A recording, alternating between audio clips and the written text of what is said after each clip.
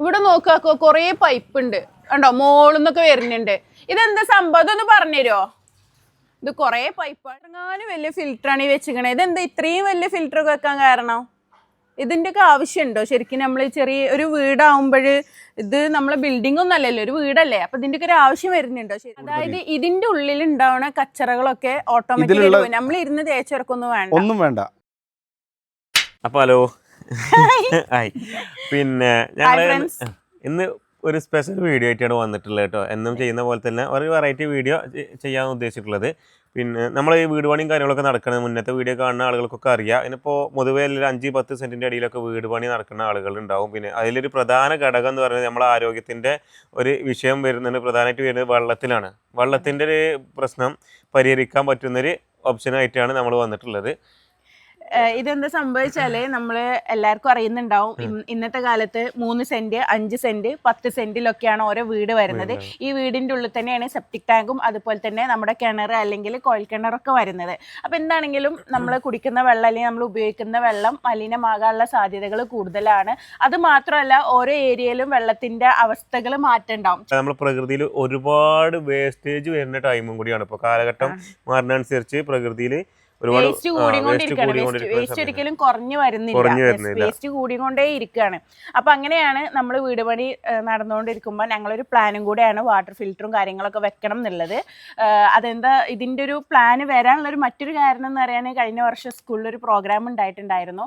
അന്ന് നമ്മുടെ ചെറുവട്ടത്തെ ഹെൽത്തിന്റെ സാറാണ് വന്നിട്ട് എടുത്തിട്ടുണ്ടായിരുന്നത്. അപ്പൊ അന്ന് സാർ ഇങ്ങനെ പറഞ്ഞിട്ടുണ്ടായിരുന്നു, എന്താണെങ്കിലും വെള്ളം മലിനമാകും, വെള്ളത്തിലൂടെയാണ് കൂടുതൽ അസുഖങ്ങൾ നമ്മുടെ മക്കളിലേക്കും നമ്മളിലേക്കൊക്കെ വരുന്നത്. അപ്പൊ അതെന്താണെങ്കിലും ക്ലിയർ ആക്കണം എന്നുള്ളത്. അപ്പൊ അന്ന് സാറിനെ മുന്നോട്ട് വെച്ചത് വാട്ടർ ഫിൽറ്ററുകൾ വെക്കേണ്ടി വരും എന്നുള്ളതാണ്.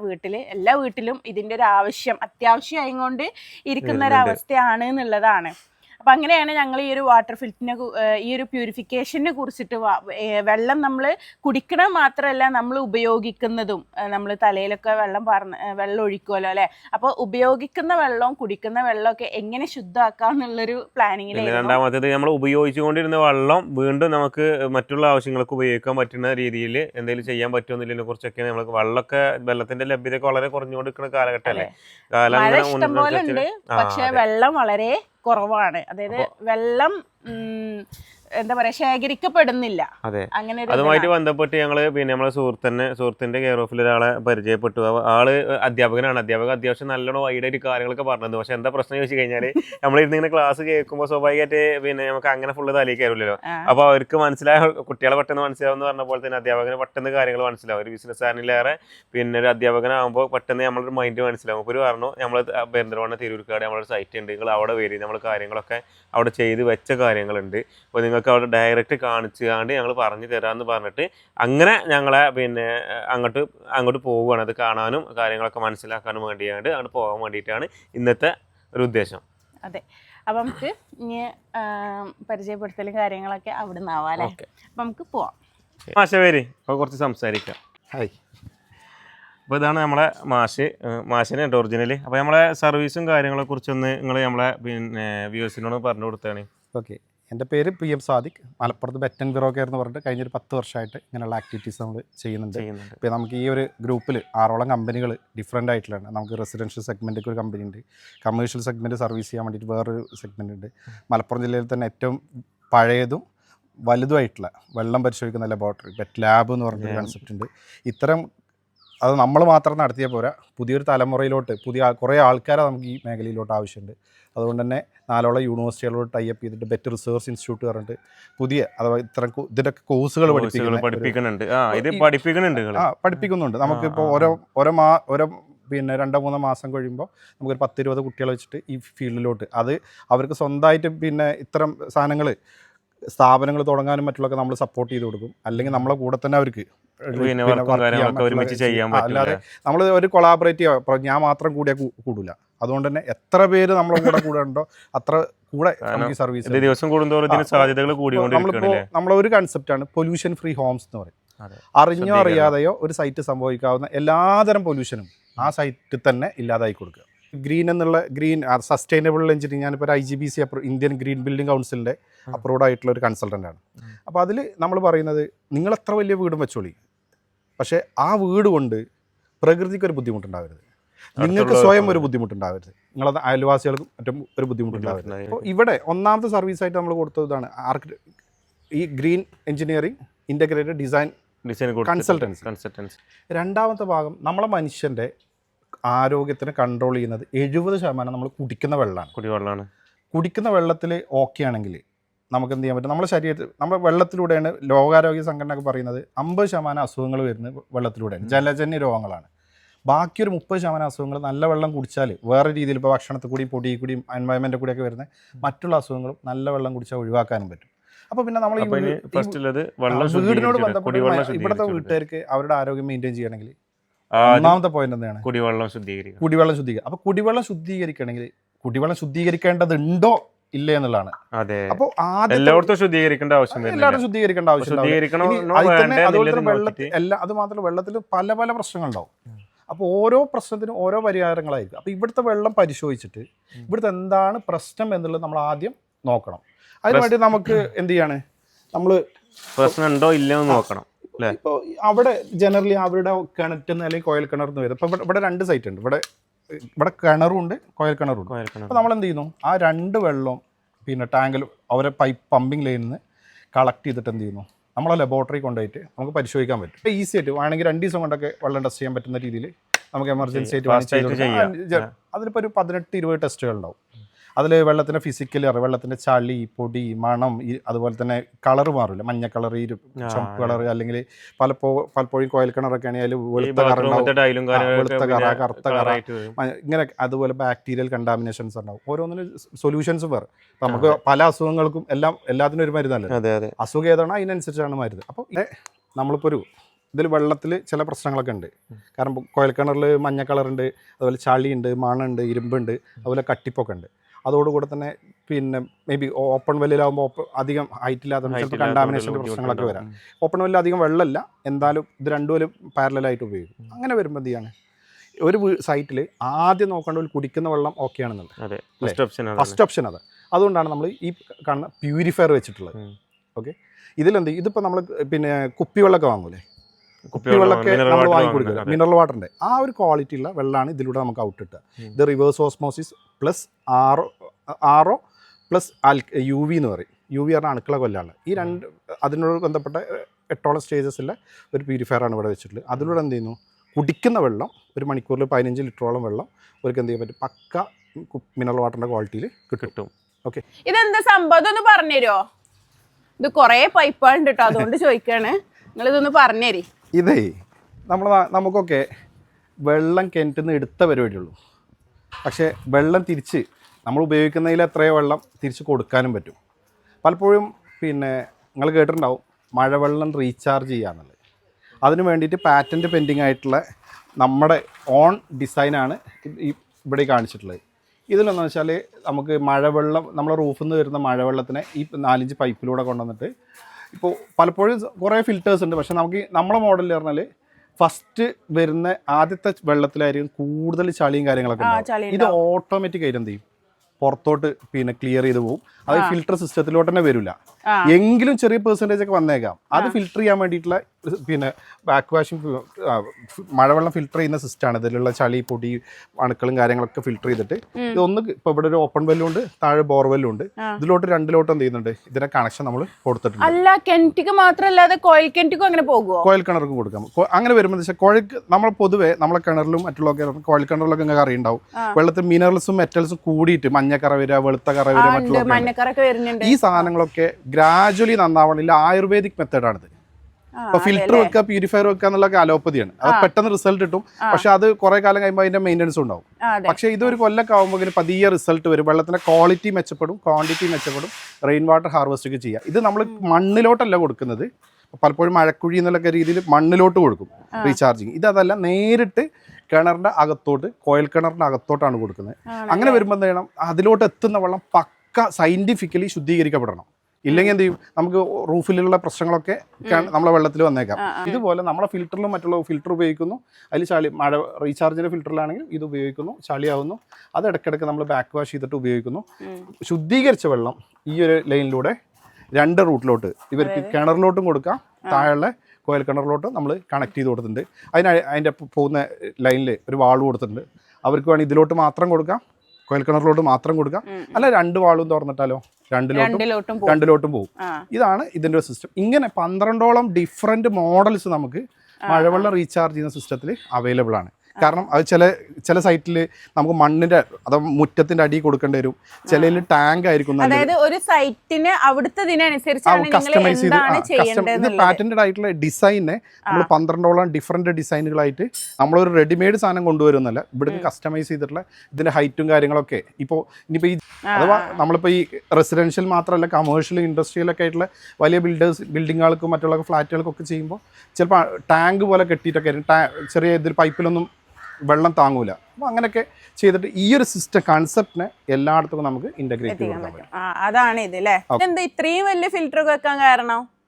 ഇതിൻ്റെയൊക്കെ ആവശ്യമുണ്ടോ ശരിക്കും? നമ്മൾ ചെറിയ ഒരു വീടാവുമ്പോൾ ഇത് നമ്മളെ ബിൽഡിംഗ് ഒന്നും അല്ലല്ലോ, ഒരു വീടല്ലേ, അപ്പോൾ ഇതിൻ്റെയൊക്കെ ഒരു ആവശ്യം വരുന്നുണ്ടോ ശരി? ആക്ച്വലി തീർച്ചയായിട്ടും ഓരോ സൈറ്റിലും ആ സൈറ്റിലുള്ള വെള്ളത്തിലുള്ള പ്രശ്നങ്ങളും അതുപോലെ തന്നെ അവിടെ അവർക്ക് ആവശ്യമുള്ള പ്രഷറും അതുപോലെ എത്ര ബാത്റൂമുകളും മറ്റുള്ളതൊക്കെ വെച്ചിട്ടുള്ള ഒരു അറ്റ് ടൈമിൽ അവർക്ക് എത്ര വെള്ളം ആവശ്യമുണ്ട് കാൽക്കുലേറ്റ് ചെയ്തിട്ടാണ് എന്ത് ചെയ്യുന്നത് നമ്മൾ ഫിൽറ്റർ ഡിസൈൻ ചെയ്തിട്ടുണ്ടാവും. അപ്പോൾ ഇവിടെ നിങ്ങൾക്ക് ശ്രദ്ധിച്ചാൽ ഇവിടെ നമ്മളിപ്പോൾ ഒരു ലൈനിൽ നിന്ന് എടുത്തിട്ട് 3 ലൈനിലോട്ടൊക്കെ എന്ത് ചെയ്തിട്ടുണ്ട്. കാരണം സെപ്പറേറ്റ് ലൈനുകളായിട്ട് കൊടുക്കുമ്പോൾ ഇതിലെല്ലാത്തിലും അറ്റ് ടൈമിൽ എന്ത് വേണം, ഒരേ പ്രഷറിൽ വെള്ളം കിട്ടിക്കൊണ്ടിരിക്കണം. പിന്നെ ഈ സൈറ്റിൽ ഇപ്പോൾ അവരുടെ ഓപ്പൺ വെല്ലും ഉണ്ട്, കോയൽ കിണറും, 4 ആ എല്ലാ പ്രശ്നങ്ങളും ഇവിടെ കമ്പയർ ചെയ്യുമ്പോൾ ഇതിൽ 3 പ്രധാനപ്പെട്ട പ്രശ്നങ്ങളാണ് തീർക്കുന്നത്. ഒന്ന് ചളി, നല്ല ചളി ഉണ്ട് ഇവിടെ, ടർബിഡിറ്റി എന്ന് പറയും. 2 പിന്നെ ടേസ്റ്റ്, കളർ, ഓർഡർ, ഇങ്ങനെയുള്ള. 3ാമത് അയൺ പിടിക്കുന്ന. ഇത് 3 കൂടെ ഇതിൽ നമ്മൾ ഡീൽ ചെയ്യും. അതോടുകൂടി തന്നെ ഇവിടെ വെളുത്ത കറ വരുന്നുണ്ട്, കാൽഷ്യം ഹാർഡ്നെസ് കൂടുതലാണ് ഇവിടെ കോയൽ കിണറിൽ. അങ്ങനെ വരുമ്പോൾ ഇതിൽ മിക്സ് ചെയ്യാൻ പറ്റില്ല. അതിനാണ് ഇവിടെ സെപ്പറേറ്റ് ഫിൽറ്റർ കൊടുത്തിട്ടുള്ളത്. ഇതിൽ ഇപ്പോൾ ഇത് 1.5 ഇഞ്ച് ലൈനിൽ ആണ് ഇവിടെ 2 ഇഞ്ച് ലൈനിലും 1.5 ഇഞ്ച് ലൈനിലൊക്കെയാണ് ഇവിടെ ലൈനുകൾ വന്നിട്ടുള്ളത്. അത് ഇവിടെയൊക്കെ 2 ഇഞ്ചൊക്കെയാണ് കൊടുത്തിട്ടുള്ളത്. അപ്പോൾ മിനിമം 1.5 ഇഞ്ചെങ്കിലും ഇല്ലേ അതിൽ സ്റ്റാർട്ടിങ് സൈസാണിത്. അല്ലെങ്കിൽ ഇതിലേറെ ചെറിയ ഫിൽറ്റർ ഇവിടെ കൊടുക്കാം വേണമെങ്കിൽ. അവർ നമ്പറൊക്കെ കുറവാണ്, പക്ഷെ അങ്ങനെ കൊടുക്കുമ്പോൾ ഈ ലൈനിലോട്ടൊക്കെ വരാനുള്ള പ്രഷർ സ്വാഭാവികമായിട്ട് എന്ത് ചെയ്യും, കാരണം ഇവിടെ 2 ലൈനിലാണ് സപ്ലൈ നടക്കുന്നത്. പക്ഷേ ഇവിടെ വരുമ്പോൾ ഒരു ലൈൻ, ഇപ്പോൾ ഇത് 1 ഇഞ്ച് ലൈനാണ് ഈ വരുന്നത്. ഈ 1 ഇഞ്ച് ലൈനിലൊക്കെ നമ്മൾ കൊടുക്കുക, ഇതിപ്പോൾ ബാക്ക് വാഷാണ്. അപ്പോൾ ഈ 1 ഇഞ്ച് ലൈനിലൊക്കെ കൊടുത്ത ഇത് എന്ത് ചെയ്യും, ഇവിടേക്ക് വരുമ്പോൾ ഔട്ടിൽ ലോഡ് കുറയും. അങ്ങനെ വരുമ്പോൾ എന്ത് ചെയ്യും, ഇവരത്രയൊക്കെ നല്ല രീതിയിൽ പ്ലംബിങ്ങും കാര്യങ്ങളൊക്കെ ചെയ്തിട്ട് ഇവിടുത്തെ ഈ ഒരു ബോട്ടിൽ നെക്ക് എന്ന് പറയും, അഥവാ ഈ കൗത്ത് ഇങ്ങനെ ചെറിയൊരു രീതി ഉണ്ടാകുമ്പോൾ പ്രഷർ കുറഞ്ഞേക്കാം. അതിന് പിന്നെ പ്രഷർ പമ്പും കാര്യങ്ങളൊക്കെ വെച്ചിട്ട് അതിലേറെ എത്രയോ നല്ല എന്താണ് ഗ്രാവിറ്റിയിൽ ഈ ഒരു സൈസ് കൊടുത്താൽ നല്ല രീതിയിൽ. ഇതൊക്കെ എന്ന് വെച്ചാൽ മേ ബി ഇനിയിപ്പോൾ ഒരു 5-10 വർഷങ്ങളൊന്നും ഇതിൽ പ്രത്യേകിച്ച് റണ്ണിങ് കോസ്റ്റും കാര്യങ്ങളൊന്നും വരുന്നില്ല. ഇതങ്ങനെ എന്ത് ചെയ്യും, ഇതിൻ്റെ ഒരു ഫിലോസഫി ഒന്നാണ്, ഇതിൻ്റെ ഫിലോസഫി മറ്റൊന്നാണ്. അപ്പോൾ ഇതിൽ അഫിനിറ്റി എന്ന് പറയും. ഈ ചളി, പൊടി, അതുപോലെ തന്നെ അണുക്കളും ഈ ഇരുമ്പ് മറ്റുള്ളതൊക്കെ ഇതിലുള്ള മെറ്റീരിയൽസുകൾ വലിച്ചെടുത്തിട്ട് ഇതിൽ സൂക്ഷിക്കും. നല്ല വെള്ളം മാത്രം പുറത്തോട്ട് വിടും. എന്നിട്ട് ബാക്ക് വാഷ് ചെയ്തിട്ട് ഈ ചളിവെള്ളത്തിലൂടെ ചളിവെള്ളം പുറത്തോട്ട് വിടും. അതായത് ഇതിന്റെ ഉള്ളിൽ ഉണ്ടാവുന്ന കച്ചറകളൊക്കെ ഓട്ടോമാറ്റിക്കലി നമ്മൾ ഇരുന്ന് തേച്ചെടുക്കൊന്നും വേണ്ട, ഒന്നും വേണ്ട. ബാക്ക് വാഷ് ചെയ്തിട്ട് പോയിക്കോളും. നമ്മൾ പൈപ്പ് ജസ്റ്റ് തുറന്നെടുത്ത് പൈപ്പ് പുറത്ത് ഈ ഒരു സിസ്റ്റത്തിലുള്ള ബാക്ക് വാഷും കാര്യങ്ങളൊക്കെ ഇട്ടാൽ ആ ചളിവെള്ളം പുറത്തോട്ട് പോയിക്കോളും. ഇതിലൊന്നും പിന്നെ അങ്ങനെ റണ്ണിങ് കോസ്റ്റ് ഒന്നുമില്ല. ഇത് നോൺ ഇലക്ട്രിക്കലാണ്. കാരണം ഒന്നും ആവശ്യമില്ല. നമ്മൾ ഇത് ഇറങ്ങുന്ന ലൈനിലാണ് കൊടുത്തിട്ടുള്ളത്. അതുകൊണ്ട് തന്നെ നമ്മൾ ഉപയോഗിക്കുന്ന എക്സ്ട്രാ കറണ്ട് ഒന്നും വരുന്നില്ല. വൺസ് സെറ്റ് ചെയ്ത് കഴിഞ്ഞാൽ 1 ടൈം ഇൻവെസ്റ്റ്മെന്റ് ആണ്.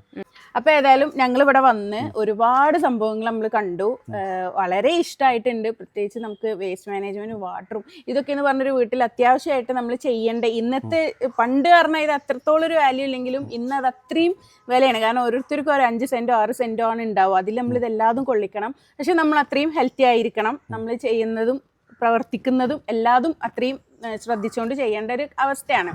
അപ്പോൾ വളരെ ഇഷ്ടമായിട്ടുണ്ട്. ഇപ്പോൾ ഇതൊക്കെ നമ്മൾ കണ്ടു. ഇനി ഇതിന് പുറമെ നിങ്ങൾക്ക് എന്തൊക്കെ സർവീസ് ഉണ്ട് എന്ന് പറയുകയാണെങ്കിൽ നമ്മുടെ വ്യൂവേഴ്സിന് ആർക്കെങ്കിലും ഒക്കെ ഹെൽപ്ഫുൾ ആവുകയാണെങ്കിൽ നന്നാവും. ഓക്കെ, ഇപ്പോൾ ഇവിടെ നമ്മൾ ചെയ്തിട്ടുള്ള പ്രധാനമായിട്ട് 7 സർവീസാണ്. 1 design consultancy, 2 water testing, 3 water purification system, 4 water filtration system, 5 മഴവെള്ളം റീചാർജ് ചെയ്ത് കിണറിലെ വെള്ളം ശുദ്ധീകരിക്കുന്ന system, food waste management, solid waste management. ഇവിടെ തന്നെ ഇനിയിപ്പോൾ ഈ ഒരു സ്ഥലത്ത് നമുക്ക് ഇവിടെ പിന്നെ സ്വിമ്മിംഗ് പൂൾ ചെയ്യാം. സ്വിമ്മിംഗ് പൂള് നമ്മൾ പല ടൈപ്പ് ഇൻഫിനിറ്റി, സ്കിമ്മർ, ഓവർഫ്ലോ എന്നൊക്കെ പറഞ്ഞിട്ടുള്ള പല ടൈപ്പ് റെസിഡൻഷ്യലായിട്ടും കമേഴ്ഷ്യലായിട്ടുള്ള പൂളുകൾ നമ്മൾ വർഷങ്ങളായിട്ട് ചെയ്തുകൊണ്ടിരിക്കുന്നുണ്ട്. അതോടുകൂടെ തന്നെ ഈ സൈറ്റിലുള്ള വേസ്റ്റ് വെള്ളം വേണമെങ്കിൽ നമ്മൾ അടുക്കളയിൽ നിന്ന് വരുന്ന ഓയിൽ വാട്ടർ, സെപ്റ്റിക് വാട്ടർ, നമ്മൾ ടോയ്ലറ്റിൽ നിന്ന് വരുന്ന പിന്നെ സെപ്റ്റിക് വാട്ടർ, അതോടുകൂടെ തന്നെ നമ്മൾ വാഷ് മെഷീൻ എന്നൊക്കെ വരുന്ന കെമിക്കലുള്ള സോപ്പ് വാട്ടർ, ഇതെല്ലാം സെപ്പറേറ്റ് എടുത്തിട്ട് നമുക്കതിനൊരു 1-2 ടാങ്കിലോട്ട് കളക്ട് ചെയ്തിട്ട് ഓട്ടോമാറ്റിക്കായിട്ട് ഇതിനൊന്നും വീട്ടുകാരൊന്നും അതങ്ങനെ വെള്ളം നിറയുമ്പോൾ അതങ്ങനെ ഫിൽട്രേഷൻ നടന്ന് ചെടികളൊക്കെ നനക്കാൻ പറ്റുന്ന രീതിയിൽ ഞാൻ നേരത്തെ പറഞ്ഞു. ഇപ്പോൾ ഇവിടെ ഒരു കിച്ചൺ ഗാർഡനൊക്കെ ചെയ്യുകയാണെങ്കിൽ ആ ചെടികളൊക്കെ നനക്കാനുള്ള വെള്ളം ഇവിടുത്തെ വേസ്റ്റ് വെള്ളമായിട്ട് ഉപയോഗിക്കാം. ആ ചെടികൾക്കുള്ള വളം ഇവിടുത്തെ ഭക്ഷണ വേസ്റ്റിൻ്റെ ബാക്കി കൊടുക്കാം. ആ വേസ്റ്റിക്കുള്ള വെണ്ണൂറ് ഇവിടെ തന്നെ കിട്ടും. ഇനി ഇവിടെ തന്നെ ഇപ്പോൾ ഈ വീടിനോട് ബന്ധപ്പെട്ട് അപ്പോൾ നമ്മൾ പച്ചക്കറി ഗാർഡൻ പ്രത്യേകിച്ച് റണ്ണിങ് കോസ്റ്റും ഇല്ലാതെ അവർക്ക് നടക്കും. ഓട്ടോമാറ്റിക്കായി നനക്കലടക്കും ഇതും മറ്റുള്ളത്. ഇനി ഇവർക്ക് തന്നെ വേണമെങ്കിൽ ഇപ്പോൾ ഇവരിപ്പോൾ താമസമല്ല ഇവിടെ, ഇനി താമസമാക്കുമ്പോൾ ഇപ്പോൾ ഫ്രഷ് ആയിട്ടുള്ള മീനും കാര്യങ്ങളൊക്കെ വേണമെങ്കിൽ ഒരു അക്വാപോണിക് സിസ്റ്റം നിങ്ങൾ ശ്രദ്ധിച്ചിട്ടുണ്ട്, മോട്ടറൊക്കെ വെച്ചിട്ട് എയറേഷൻ കൊടുത്തുകൊണ്ടുള്ള അക്വാപോണിക് സിസ്റ്റമാണ് എന്ത് ചെയ്യാൻ പറ്റും, നമുക്ക് ചെയ്യാതെ കൊടുക്കാൻ പറ്റും. അതുപോലെ ഇപ്പോൾ ഇത്ര സ്ഥലം ഇപ്പോൾ ഇവിടെ നിങ്ങൾ ശ്രദ്ധിച്ചാൽ ഫുള്ള് ലാൻഡ്സ്കേപ്പും കാര്യങ്ങളൊക്കെ സ്റ്റോണൊക്കെ ചെയ്ത് വരുമ്പോൾ ഇവിടുന്ന് മുമ്പ് ഇവിടെ ഉണ്ടായിരുന്നില്ലേറെ ഇവിടെ എന്ത് ചെയ്യുന്നുണ്ട്, ചൂടാവും. ഈ ഒരു ഏരിയ ചൂട് കൂടും. അപ്പം അങ്ങനെ വരുമ്പോൾ നമുക്ക് ഈ ചൂടിനെ പച്ചപ്പ് വെച്ചിട്ട് തണുപ്പിക്കാനും പറ്റും. അങ്ങനെ വരുമ്പോൾ നമുക്ക് അതിനോട് ബന്ധപ്പെട്ടുള്ള ഇവിടെ അത്യാവശ്യം ലോണും മറ്റുള്ള ലാൻഡ്സ്കേപ്പിംഗ് ചെയ്തിട്ടുണ്ട്. വേണമെങ്കിൽ ഇങ്ങനെയുള്ള ഇതിൽ കുറച്ചും കൂടി ഡെപ്തിൽ നമുക്ക് വേണമെങ്കിൽ ലാൻഡ്സ്കേപ്പിംഗ്, അതുപോലെ ഇപ്പോൾ ഈ ചുമരുകൾ, പിന്നെ നമ്മൾ ഈ മതിലുകളൊക്കെ വേണമെങ്കിൽ എന്ത് ചെയ്യാൻ പറ്റും, ആ രീതിയിലേക്കൊക്കെ മാറ്റാൻ പറ്റും. നമുക്ക് പച്ചക്കറികളൊക്കെ വളർത്താനുള്ള സാധനങ്ങളൊക്കെ ആയിട്ട് നമുക്ക് മണ്ണെണ്ണ വേണമെന്നില്ല, ഇത്തരം സാധനങ്ങളൊക്കെ വേണമെങ്കിൽ എന്ത് ചെയ്യാൻ പറ്റും, ആ രീതിയിലോട്ട് ഇൻ്റഗ്രേറ്റ് ചെയ്യാൻ പറ്റുന്ന രീതിയിൽ അങ്ങനെ ഒരു 12ഓളം സർവീസസാണ് നമ്മൾ ഒരു വീടിനോട് ബന്ധപ്പെട്ട് മാത്രം കൊടുക്കുന്നത്. ഇനി ഇതിൻ്റെ കമ്പനികളും മറ്റുള്ള പൊല്യൂഷൻ ഫ്രീ ബിസിനസ് എന്ന് പറഞ്ഞൊരു കൺസെപ്റ്റ് വേറുണ്ട്.